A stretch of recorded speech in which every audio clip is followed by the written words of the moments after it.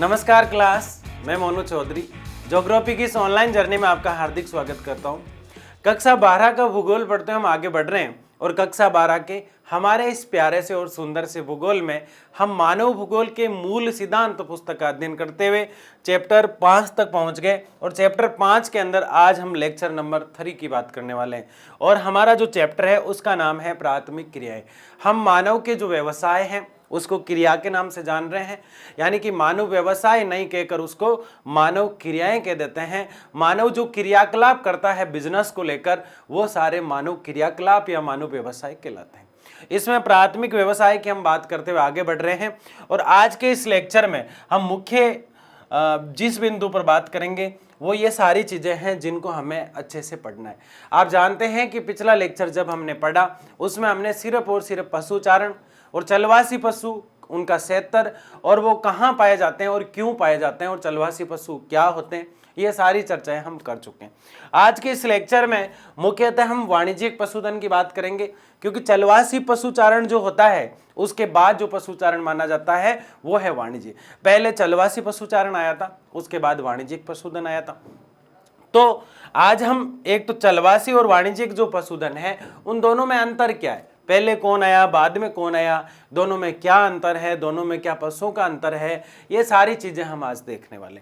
उसके अलावा वाणिज्यिक पशुधन होता है क्या है, जैसे हमने चलवासी पशुधन को बहुत डिटेल से पढ़ा, आज के इस लेक्चर में हम वाणिज्यिक पशुधन को बहुत डिटेल से पढ़ेंगे और फिर दोनों में अंतर क्या है, यानी पिछले लेक्चर में हमने जो पढ़ा वो तो हमें देखना ही है, वो तो हमें समझा हुआ है हमारा, तो उसका तो रिवीजन हमें लेकर चलेंगे, उन पॉइंटों को साथ में लेकर चलेंगे, तभी वाणिज्यिक पशुधन और पशुचारण जो है उन दोनों में हम अंतर कर पाएंगे। लेकिन इससे पहले जरूरी बात यह है, हमें वाणिज्यिक पशुधन समझना है कि ये होता क्या है।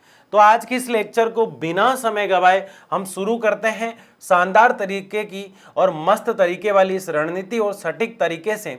आज इस टॉपिक को हम क्लास में ही याद कर लेते हैं और आप लोग साथ बिल्कुल अच्छे से पढ़ते हुए बढ़ रहे हैं, ये मुझे पूरा भरोसा है। तो शुरू करते हैं।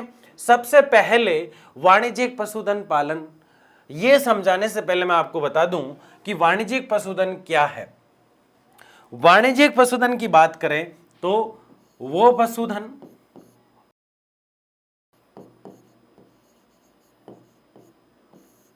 व्यवसाय जो पूरी तरह से, किस तरह से, पूरी तरह से व्यापार की दृष्टि से किया जाता हो, व्यापार की दृष्टि से किया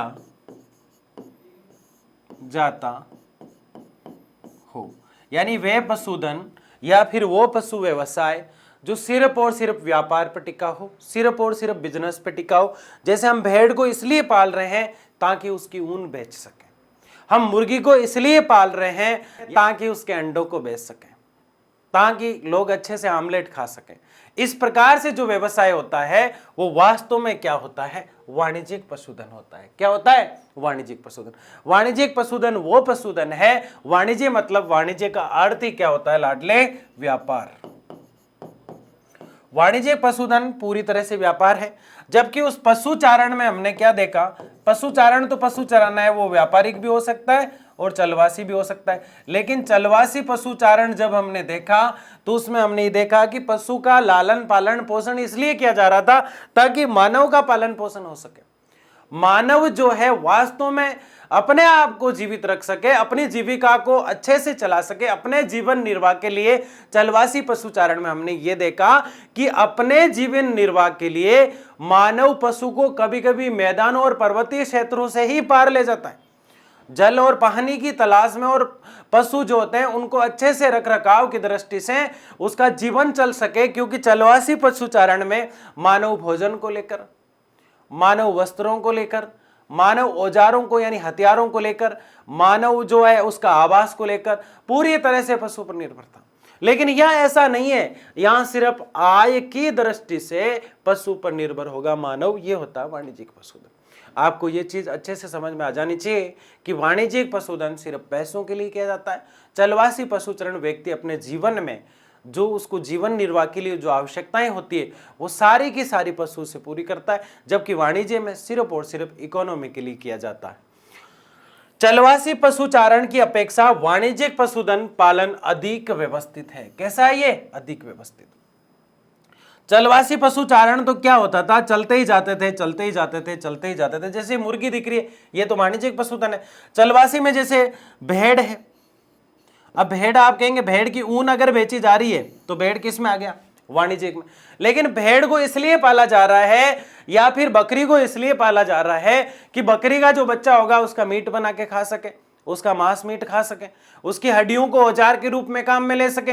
हिरण जो इसका शिकार किया पहले उसको खा सके, फिर उसकी हड्डियां जो औजार बनाने के हथियार बनाने के लिए काम में ली जा सकती है, फिर उसकी जो खाल है उससे वस्त्र बनाए जा सकते हैं, और ज्यादा खाल है उससे तंबू बना के रहा जा सकता है। चलवासी पशुचारण है। लेकिन चलवासी पशुचारण में लोग दूर दूर तक जाया करते थे, जबकि वाणिज्यिक पशुधन में ऐसा नहीं है। इनका तो खुद का एक व्यवस्थित फार्म होता है और उस फोरम पर या फिर उस फार्म पर जो कृषि फार्म हो सकता है उसके ऊपर एक बड़ा सा जो है हेक्टेयर में जमीन होती है, वहां उन सारे पशुओं को रखा जाता है। अच्छी नस्ल के लिए प्रजनन कराया जाता है। जैसे घोड़े से गद्दे को घोड़ी से, यानी कि गद्दा जो होता है वो नर गद्दा लिया जाता है और घोड़ी जो होती है वो मादा घोड़ी ली जाती है।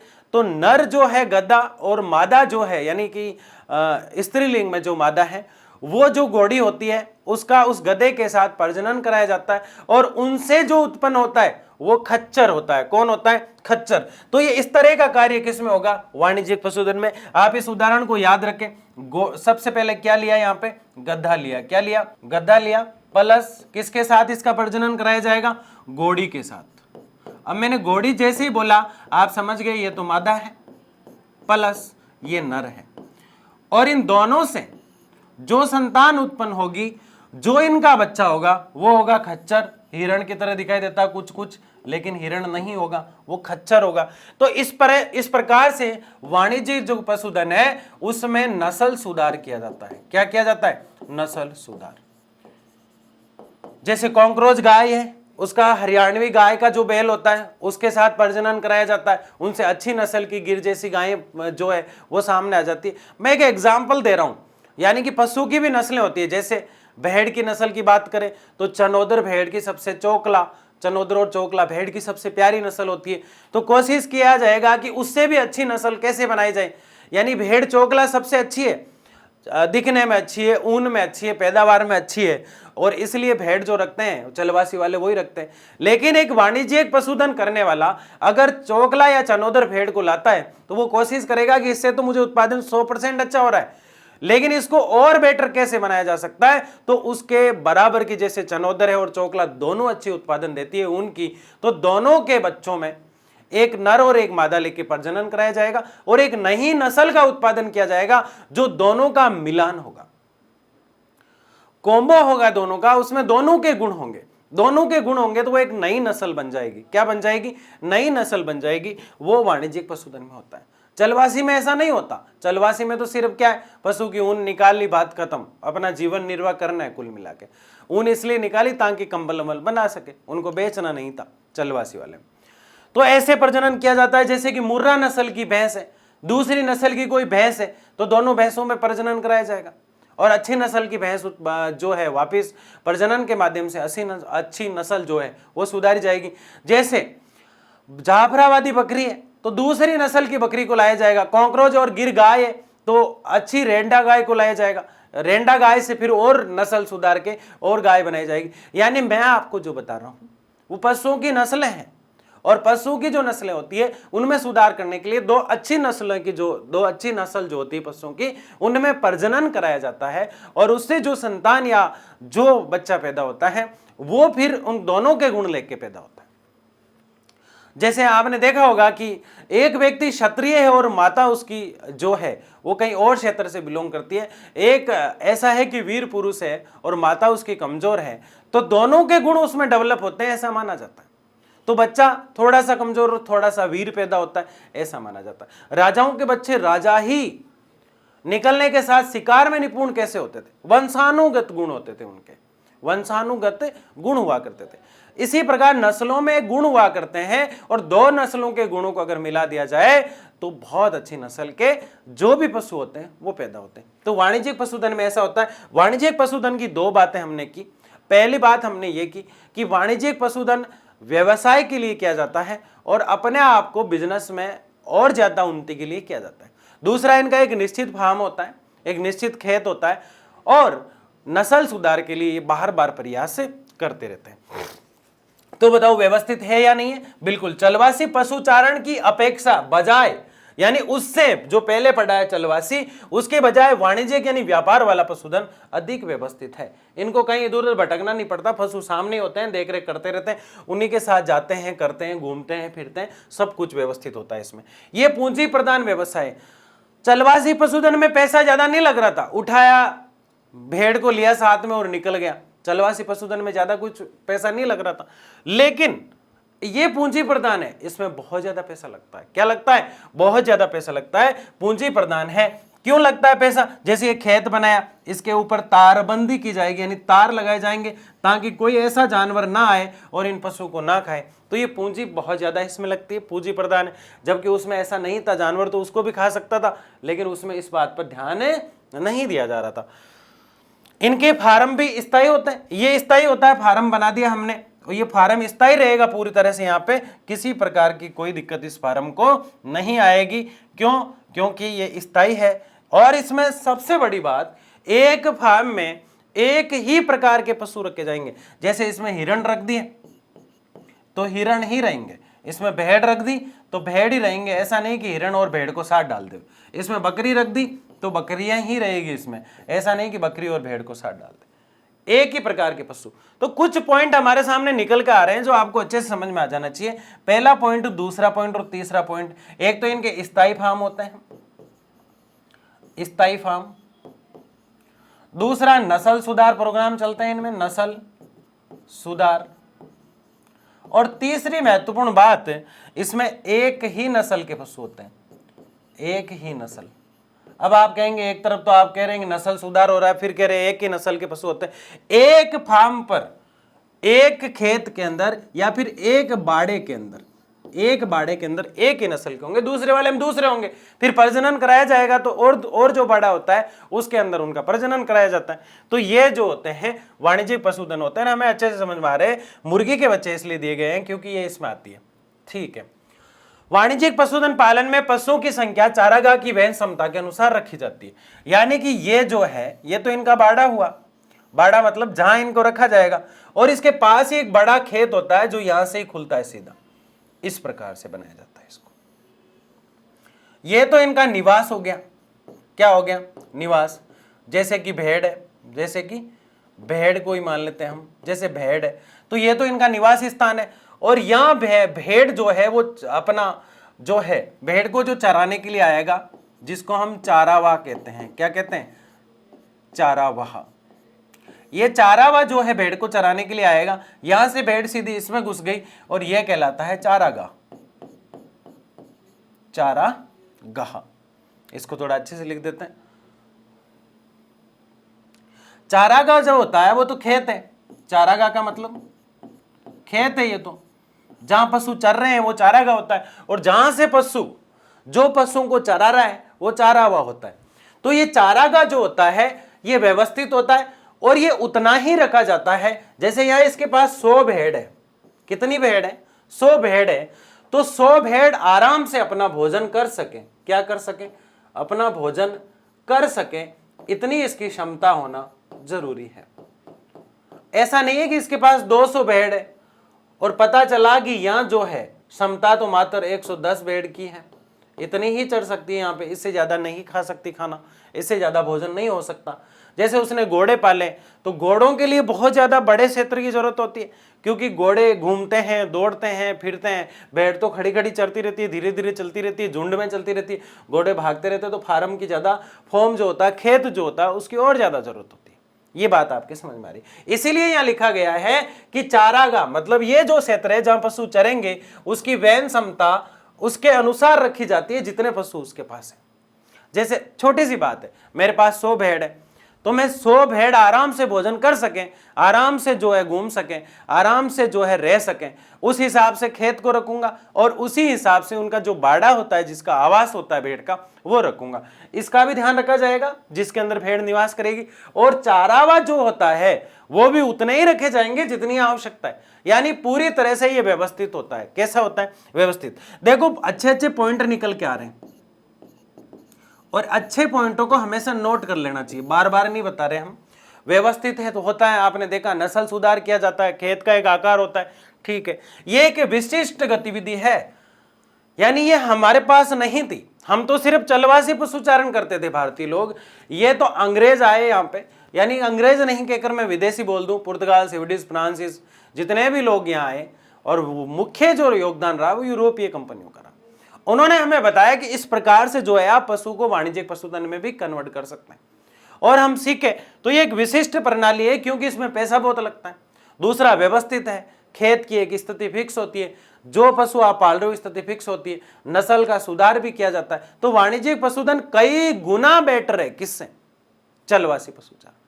एक तो हम ये सोच के पशु पालते थे कि शाम को दूध की जो है सरस वाला हमें थैली लेके नहीं आना पड़े या वो पैकेट लेके नहीं आना पड़े, ताकि हमारा काम चल जाए। जीवन निर्वाह हो गया। क्या हो गया? बकरी का दूध निकाला, चाय वाय बना ली, जीवन निर्वाह। एक हमने ढेर सारी बकरियां रख दी और उनका दूध निकाला और सारी कॉलोनी में सारो कर दिया, सबको बेचा हमने। वो क्या है? वाणिज्यिक पशुधन। वो व्यवस्थित होगा, उसमें पूंजी भी लगेगी, तो ये पशु पाले जाते हैं।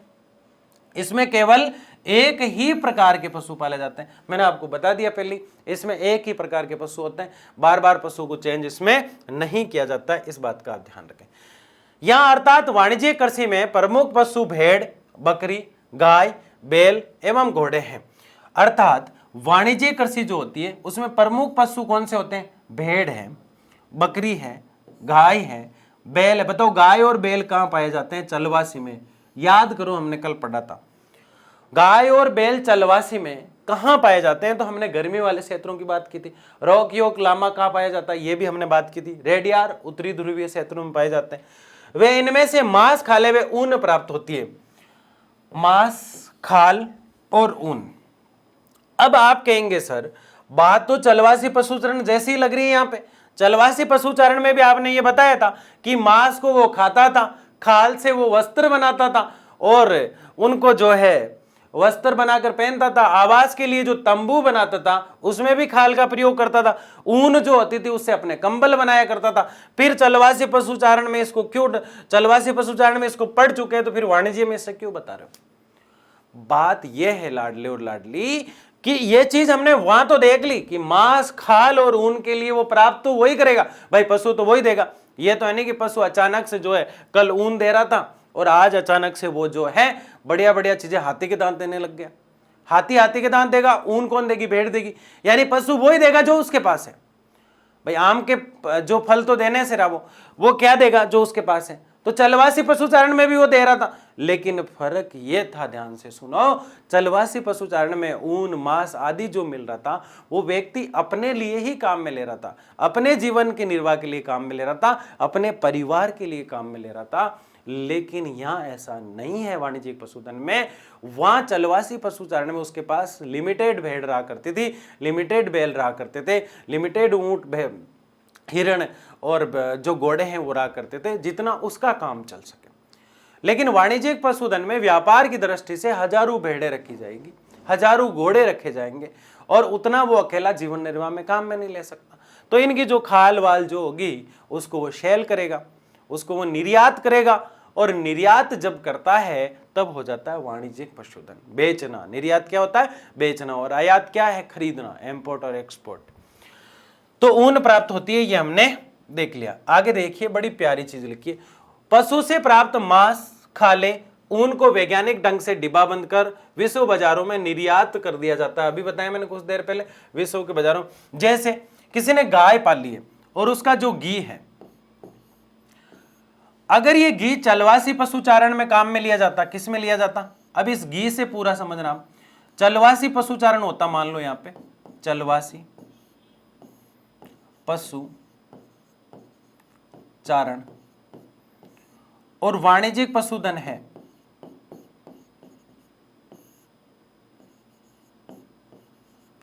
दोनों पशुधन की बात कर रहे हैं और हमारे पास क्या है, घी। अगर इसके अंदर काम में लिया जाता है चलवासी पशुचारण में, गाय का घी है, किसका है, गाय से क्या प्राप्त हुआ है, घी। और चलवासी पशुचारण में अगर गाय को पाला गया और उसका घी है तो व्यक्ति जीवन निर्वाह के लिए काम मिलेगा। जीवन निर्वाह, किसका जीवन निर्वाह, स्वयं का, किसका, स्वयं का, यानी खुद का, बस खेल खत्म।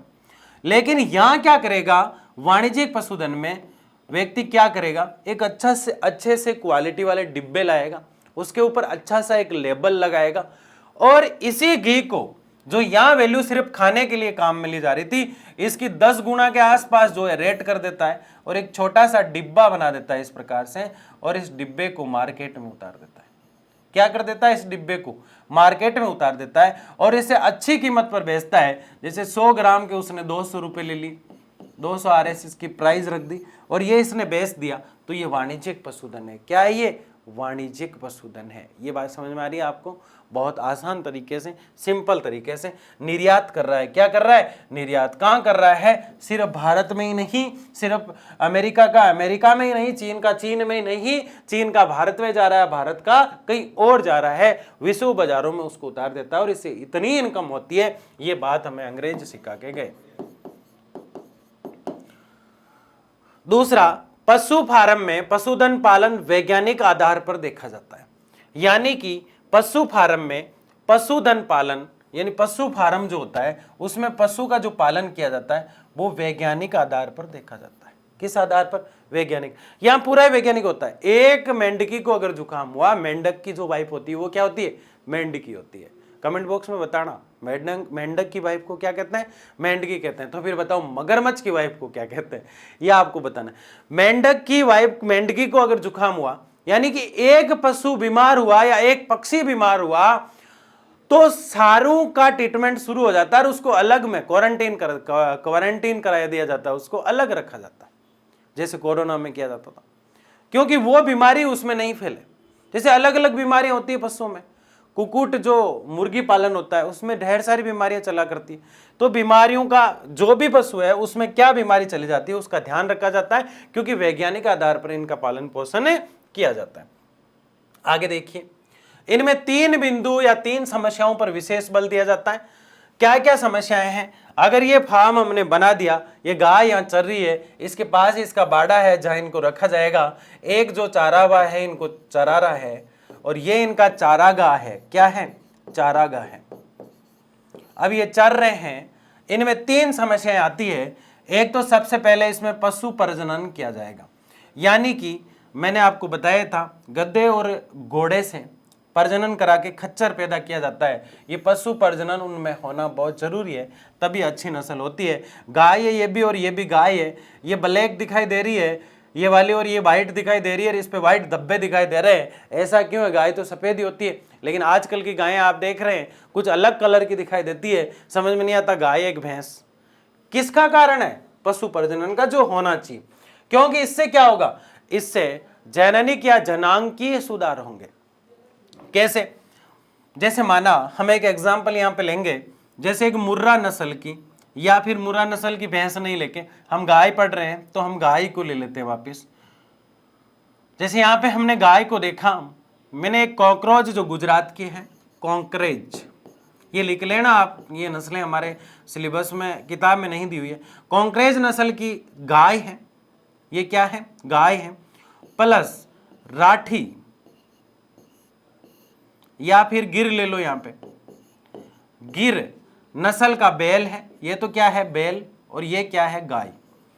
इन दोनों में प्रजनन कराया जाता है। क्या कराया जाता है, प्रजनन कराया जाता है, और इससे जो संतान होगी, इससे जो बच्चा होगा, उसमें इस कॉन्क्रोच के भी गुण होंगे और इस राठी के भी गुण होंगे, और ये कहलाएगा जननिकी सुधार। कैसे आया ये, पशु के प्रजनन से। तो ये समस्या कैसे हुई, ये अगर नहीं कराते तो समस्या है, और ये कराते हैं तो बहुत व्यवस्थाएं करनी पड़ती है, ये समस्या है। बीमारियों पर नियंत्रण, किस पर नियंत्रण, बीमारियां अगर है पशु में, जैसे यह है, इसमें कोई बीमारी लग गई, ये बीमारी इस दूसरे वाले पे ना लगे, इसलिए इसको अलग ही रखा जाएगा। क्वारंटीन किया जाएगा, ये याद रखें आप, ठीक है। चराई को नियंत्रित करने के लिए बाड़ लगाकर एक दूसरे को नियंत्रित किया जाता है। बहुत छोटी सी बात है भाई, इधर का पशु इधर नहीं आए और इधर का इधर नहीं जाए। ये इधर वाला कोई खेत है यहाँ पे, तो ये ध्यान रखा जाएगा कि इधर वाला इधर नहीं आए, कि माना जाए यहाँ पे तो बेचारे छोटे छोटे भेड़ हैं और इधर भेड़ों को खाने वाले कोई और जानवर है, तो जैसे ही अंदर आ जाएंगे तो ये तारबंदी होनी चाहिए। क्या होनी चाहिए? तारबंदी। कंटीले तार होते हैं, उसे कहते हैं तारबंदी। तो चारागाह की जिम्मेदारी होती है ये, या चारागाह की? चारागाह तो खेत है, उसकी क्या जिम्मेदारी होगी? ये चारागाह की जिम्मेदारी होती है, वो तार लगाएगा। कितने भोले डाले पंछी हो तुम। यहां तक हमने देख लिया। आगे बड़ी इंटरेस्टिंग और मस्त चीज हम पढ़ते हैं, वाणिज्यिक पशुधन क्षेत्र। भाई कहां होता है वाणिज्यिक पशुधन? हम बार बार ये बात कर रहे हैं, वाणिज्यिक पशुधन होता कहां है? तो सबसे पहले अर्जेंट में इस बात को अगर हम समझें तो आपके लिए अच्छी न्यूज है। क्या है? आपके लिए अच्छी न्यूज है। अगर अर्जेंट में इस बात को समझें तो आपके लिए अच्छी न्यूज है, बिना मतलब का उदर्व या उपद्रव नहीं करना है। यह संयुक्त रूप से साथ में समझने वाली बात है। याद आया कि नहीं आया? कुछ समझ में आया कि नहीं आया? अर्जेंट में अगर समझें तो अच्छी न्यूज है, अर्जेंट में अगर समझे तो अर्जेंटाइना।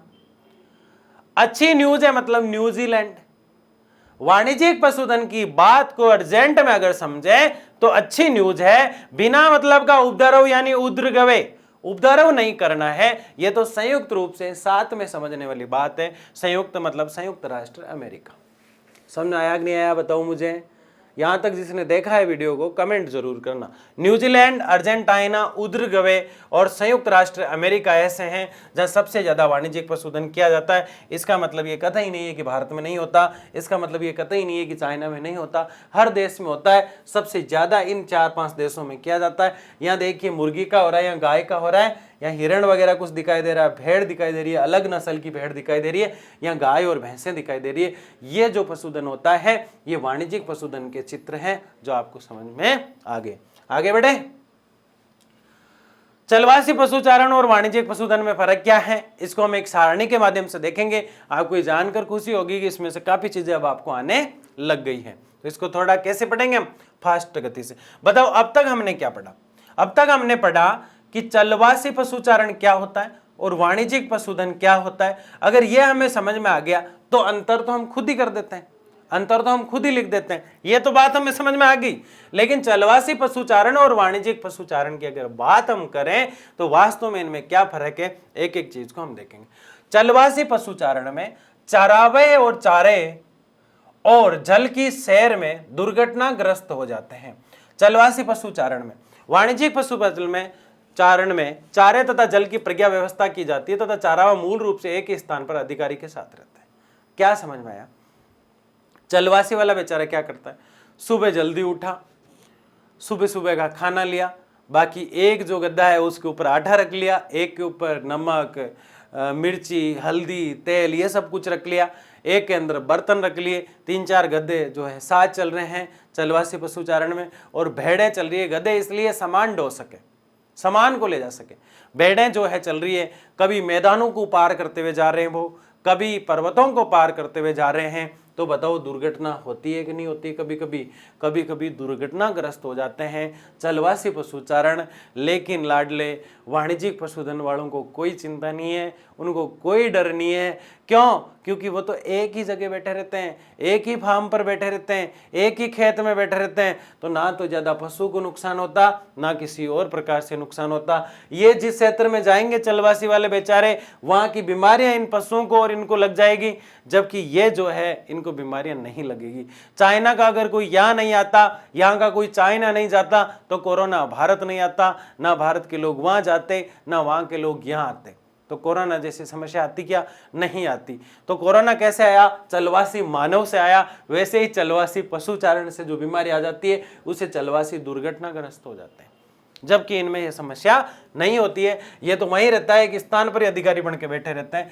कौन अधिकारी बन के बैठा रहता है? चारावा, जो चराने वाला। चारावा को नुकसान किस में होता है? चलवासी में, क्योंकि दुर्घटना हो जाती है। उसमें नहीं होता, एक ही जगह बैठा रहता है, अधिकारी वाली फीलिंग आती है उसको।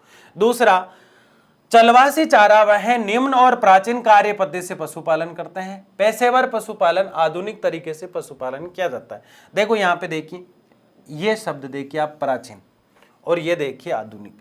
भाई इतना सा फर्क है कि जो पहले पशुधन हो रहा था, जो पहले पशुपालन जो हो रहा था, पहले कौन सा, चलवासी जो शुरू से आ रहा है, चलवासी पशुचारण में हम देख रहे हैं कि जितना भी काम होता है, जितना भी कार्य होता है वो पुरानी पद्धति से होता है। सुबह उठ गए, उनको खोल दिया, खूंटा जो होता है, एक पोल जो होता है उससे बांधा रहता है, सारे पशु को खोल दिया, सारा रेवड़ जो होता है, झुंड जो होता है वो एक साथ निकल जाता है भेड़ का।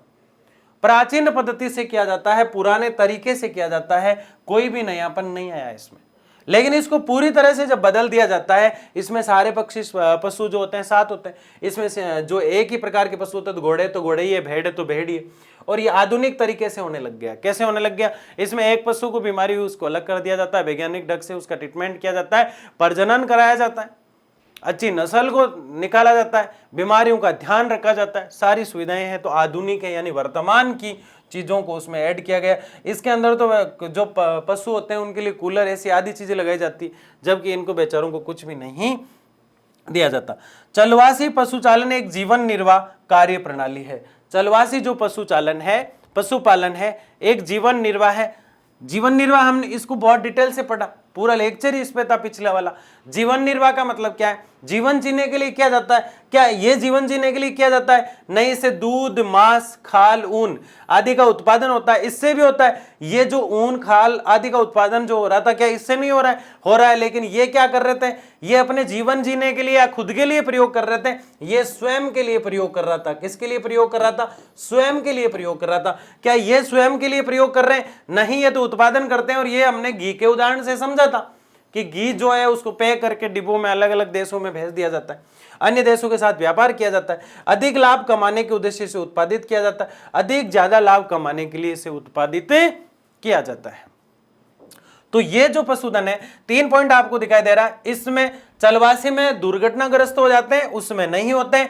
चलवासी प्राचीन समय से चला आ रहा है, जबकि ये नया टेक्निक है। चलवासी में जो लोग होते हैं वो अपने लिए पशु को पालते हैं, जबकि वाणिज्यिक में बिजनेस के लिए पाला जाता है। आगे देखिए, चलवासी पशुचारण में विभिन्न प्रकार के अधिकारी रखे जाते हैं।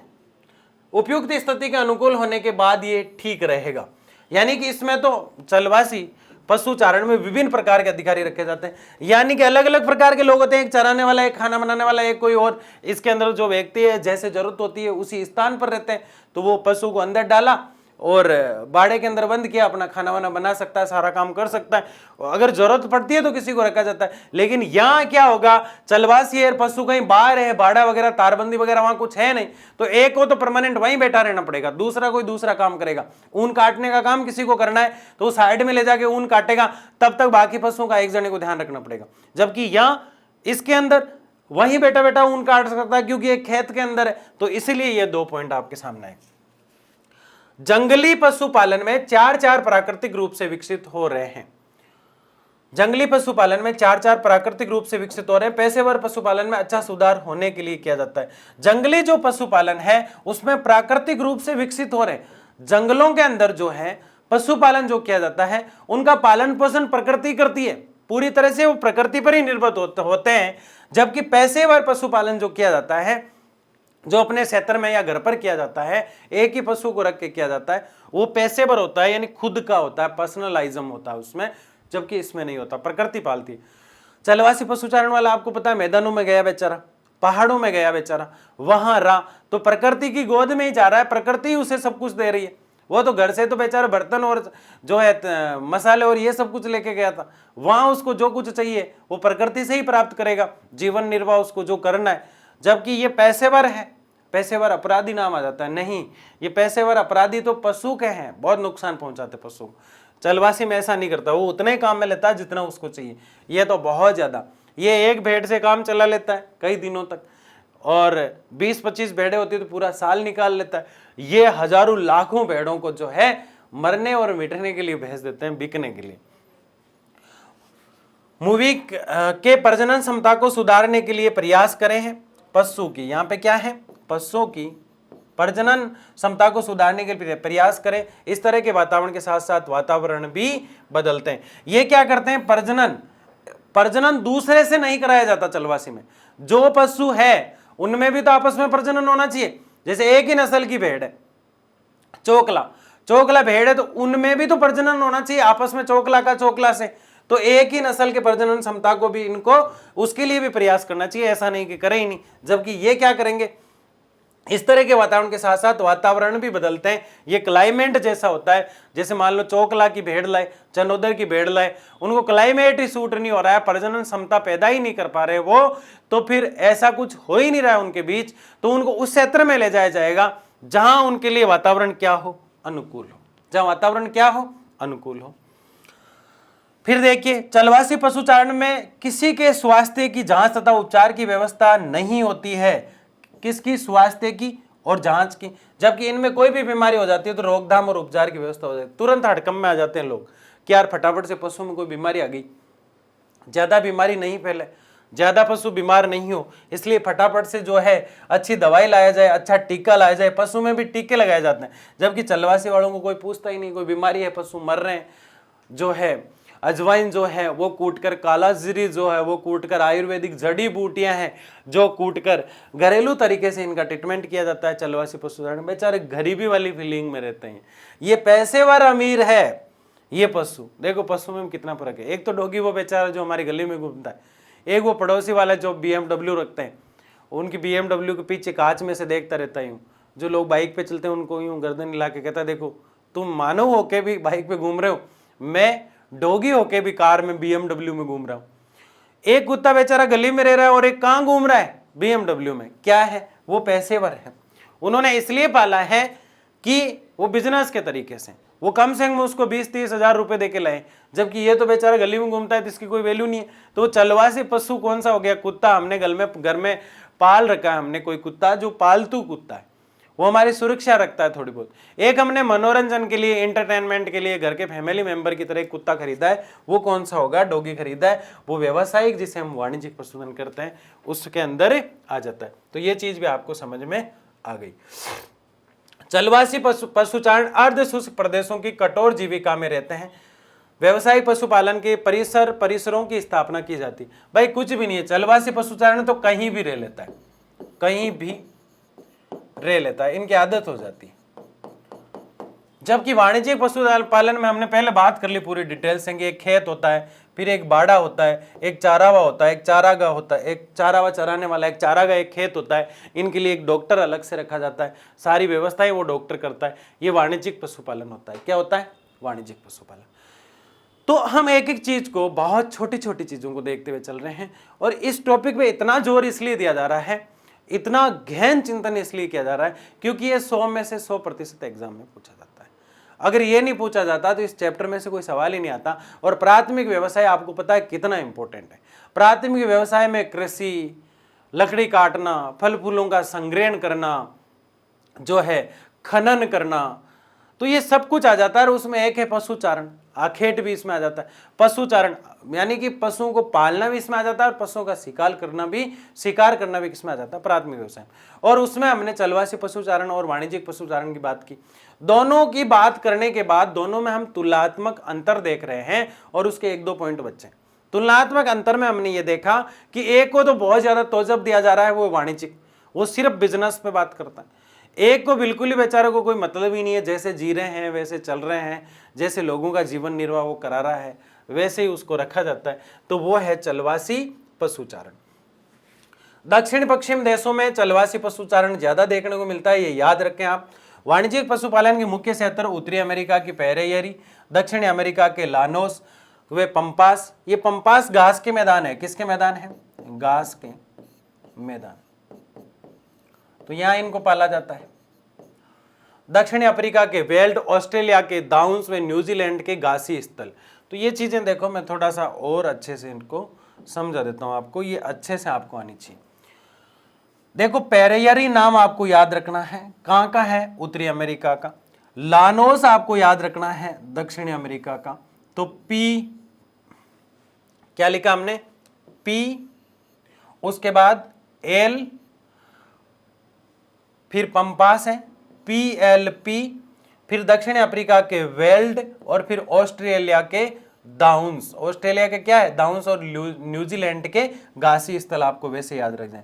तो PLPVD, PVD, इस तरह से इसको याद रखना है क्योंकि ये 100 में से 100% पूछा जाता है। आपको हमेशा और हमेशा ध्यान रखना है चलवासी पशुचारण और वाणिज्यिक पशुचारण में अंतर क्या है और दोनों किस प्रकार से कार्य करते हैं। ये जिसको समझ में आ गया वो कमेंट बॉक्स में जरूर बताएं। तो हमने एक एक चीज को समझा, एक एक चीज को जाना, और जिस चीज का आपको बेसब्री से इंतजार था कि किस स्लाइड में थैंक यू लिखा हुआ है और हम जो है आबाद पक्षी की तरह उड़ के गगन की तरफ क्रिकेट खेलने चले जाए। लाइक करना है, शेयर करना है, सब्सक्राइब करना है, जो भी कमजोर विद्यार्थी है उन तक पहुंचाना है, आप खुद को पढ़ना है। इसी के साथ मिलते हैं अगली क्लास में, तब तक के लिए जय हिंद।